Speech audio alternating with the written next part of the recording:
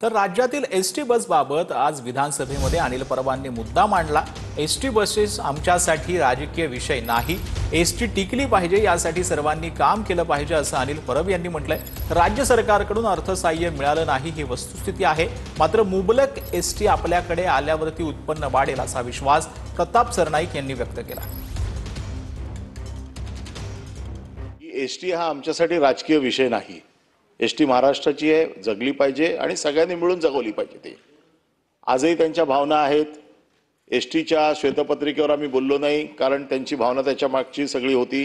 आम्ही विरोधाला विरोध करायचा म्हणून करणार नाही आणि आम्ही एवढंच सांगू इच्छितो की आम्ही देखील पूर्ण ताकदीने आपल्याला मदत करू की तुम्ही जे काही डेव्हलपमेंटचं करताय आम्ही तुम्हाला पूर्ण सहकार्य करू। त्याचं कारण असं आहे की ज्या वेळेला तुम्ही चांगलं काम करता तर आमची जबाबदारी आहे की तुम्हाला मदत करणं। आम्ही काय आरोपासाठी आरोप नाही करणार। टेंडर काढायचं 14,500 बसेस आज आमच्याकडे आहेत। इलेक्ट्रिकच्या बसेस 5,150 येणार आहेत।